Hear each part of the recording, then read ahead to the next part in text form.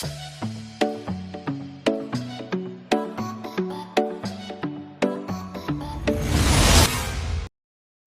everybody, this is Brad from Are We There Yet? Your host for today's all new and exciting MPGNO, the bingo game where we try and fill out the card indicating all the problems with the 2021 Ford Powerboost F150. Can you get blackout? I think we can. Stay tuned, ladies and gentlemen. To set the stage today, ladies and gentlemen, we have our 2021 Ford F150 Powerboost with the Lariat Sport package. The Powerboost does have the onboard 7.2 kilowatt generator, so let's get into it. Johnny, for our first square, do we have MPG issues? And yes, we certainly do. With the truck having nearly 17,000 miles on it, we're averaging 15.3 miles per gallon, but over the last 3,000 miles, we're closer to 13.5 or 14 MPG. Our next square on the bingo board is adaptive cruise issues.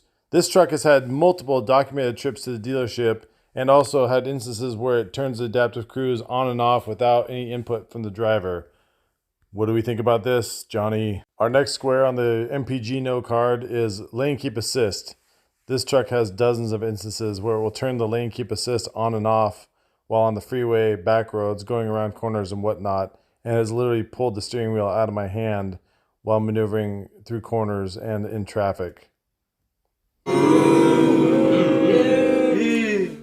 next square on our MPGNO card is navigation system issues. Now this truck has had literally hundreds of problems with the navigation system. Screens freezing, breadcrumbs turning on and off, GPS not working at all, and most recently this just occurred yesterday, May 2nd, 2022. Next on our board today, Johnny, is trailer blind spot assistance. Several times in the past couple weeks, we've been towing trailers with this vehicle, and every time you cycle the ignition, it cancels out the selected trailer and also the blind spot assistance, which is crucial when you're towing because you have the blind spot assist set to the specific length of the trailer. When this doesn't work, it gives you the indication that your blind spot's clear when it's not. Next on the card, Johnny, is rough idling. The truck has several documented instances where during the cycling of the hybrid system, the truck will turn back on and run incredibly rough, shaking the truck and actually rattling the dashboard. Ford is yet to find out what's causing this, and therefore we're still having the problem as of yesterday.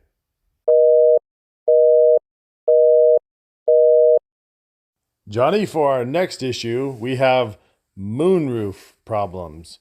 Anytime above 35 miles an hour, the moonroof will not close when it has been tilted open. It will close if it's slid open, but if it's tilted open and the vehicle is going above 35 miles an hour, you push the button and it closes about a quarter of the way and then pops back open. Ongoing problems, still no resolution. Next on our MPGNO card, we have transfer case issues. Recently, while in Moab, this truck was put into four-wheel high and under a slight turn and very little load, heard a loud metal popping sound like gears are breaking in the transfer case. Ever since then, the four-wheel drive auto system is not working. The four-wheel drive system works, but only if you're going in a straight line. So obviously we've got something wrong with the transfer case, but Ford has yet to find out what the problem is or return a phone call. Very disappointing, Johnny. Next on our MPGNO card, we have 12-inch display, freezing, and inoperability problems. Recently, the truck was being driven for about 20 miles, and the screen froze and could not be reset until the vehicle was stopped, the ignition system was turned off, and restarted. Very disappointing, Johnny. On our next card, Johnny, we have Sync 4 issues. The issues with Sync 4 are too numerous to address individually, so we'll just refer individuals to the web, Google, YouTube, whatnot, to get ideas about what's happening. But freezing screens, inability of systems to function correctly, error messages, you name it. There's too many to address in this video. Our next square today is Google Map issues. This truck has indicated several times that it will not cooperate with Google Maps.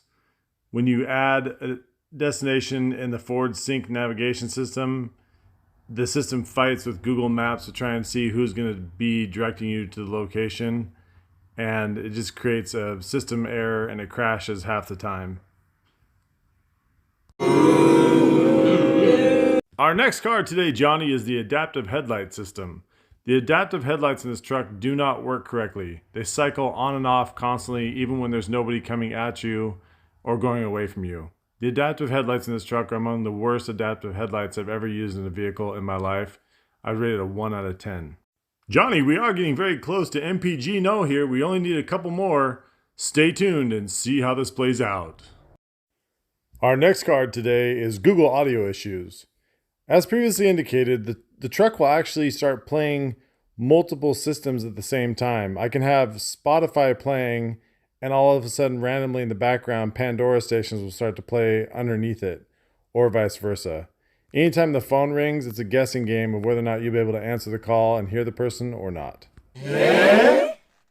Johnny, for our next square today, we have our four-wheel drive selector switch. This switch has failed multiple times, switching the vehicle from 4 auto to 4 high back to 2-wheel drive without input from the driver. Also, when you leave the vehicle in 4 auto, shut it off and come back, it will then sometimes be in 2-wheel drive and sometimes 4 auto when you get back. Johnny, for our next square, we have trailer brake issues, and we have a MPGNO!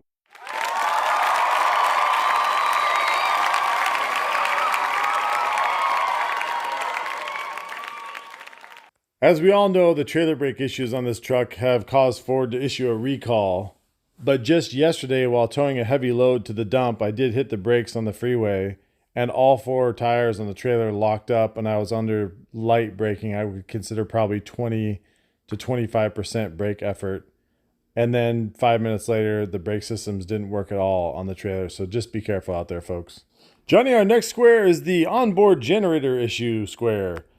When this truck was released, we were promised a 7.2 kilowatt hour onboard generator system to power tools for contractors at job sites, run RVs, campers, even charge EV cars if you needed to. But this system has been malfunctioning substantially. Sometimes it will turn on, sometimes it doesn't. We're not really sure, Johnny, what caused the problem. So Ford did do a software update and it fixed it for about a month. But now we're back to issues where the onboard generator just flat doesn't work about 60% of the time.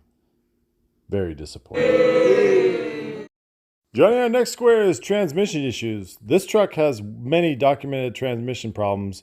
But while down in Moab a couple weeks ago, when the transfer case made that loud clunking sound, we stopped the vehicle and tried to put it in park, and the transmission would not go into park. It got stuck between reverse and park, and then the P light started flashing.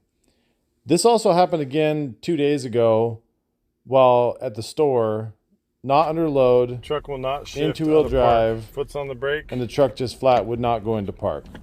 Incredibly disappointing. Display. And Ford can't seem to figure out what's going on as usual. I can't get it out of park.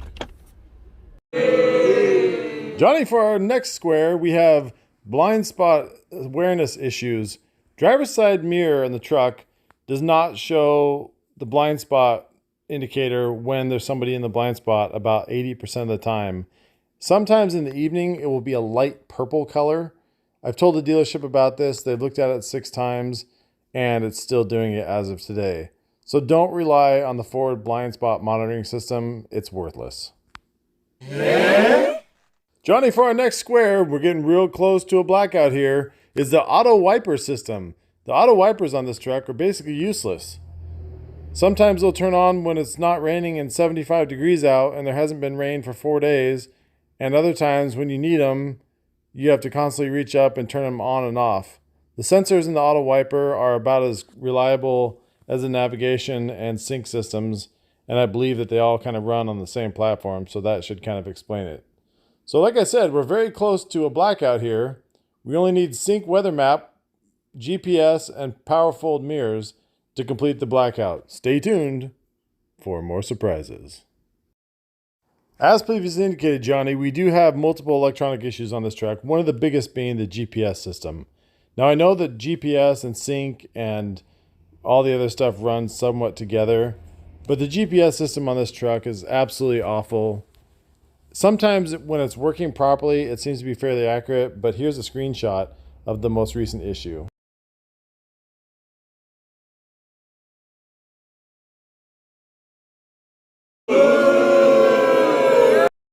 Johnny, we're getting super close to that blackout. We only need 2 more squares. I think we can get it, don't you? So the power fold mirrors on this truck are going to be the next square that we fill in here. And the truck has been to the dealership 3 times now for power fold mirror issues. The driver's side mirror will fold in, but it will not fold back out. And it catches and sometimes locks up to the point where you have to disassemble the mirror to get it to fold all the way back out. So if you pull into a tight spot and fold your mirrors in and need to fold them back out, be prepared to do some repairs on the side of the road. Johnny, and to get our blackout today, we've got sync weather map issues. Congratulations, 2021 Ford F-150. You suck in all 25 categories. Oh, this is just exhausting. So this last system issue that I want to make everybody aware of is the sync weather map. It's an onboard live Doppler radar map that's supposed to be updated every 5 minutes or so to give you an idea of current weather around you. It's helpful when camping, if you're outside with a construction project and you're trying to prep tools or make sure that things stay dry. If you're getting ready to paint, it's always a nice thing to have. This is a feature that was on my 2018 F-150, and I absolutely loved it. The system on this truck is an absolute nightmare, and I'll show you pictures down below.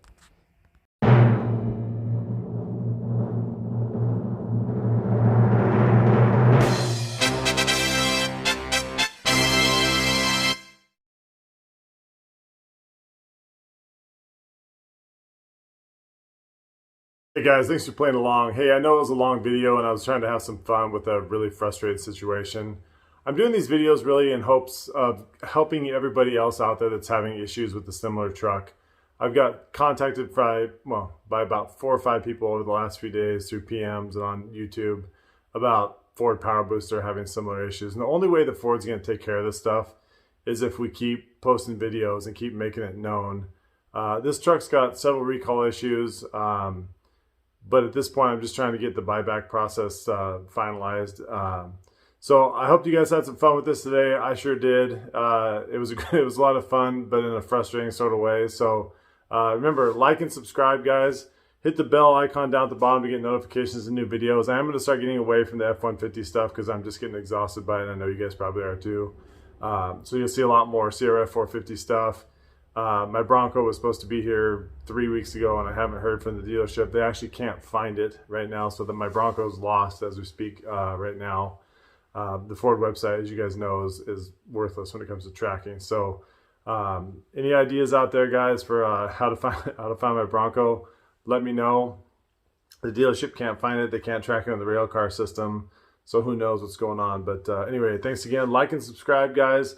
Really helps me out. I really want to get to 1,000 subscribers before the end of June. I know it's a big ask, but if you guys can just, give me a thumbs up and subscribe, that would do a lot for me and help the channel out quite a bit. So take a second, help me out. Thanks, guys. Hope that was funny, and hope you enjoyed it as much as I did. Have a great day.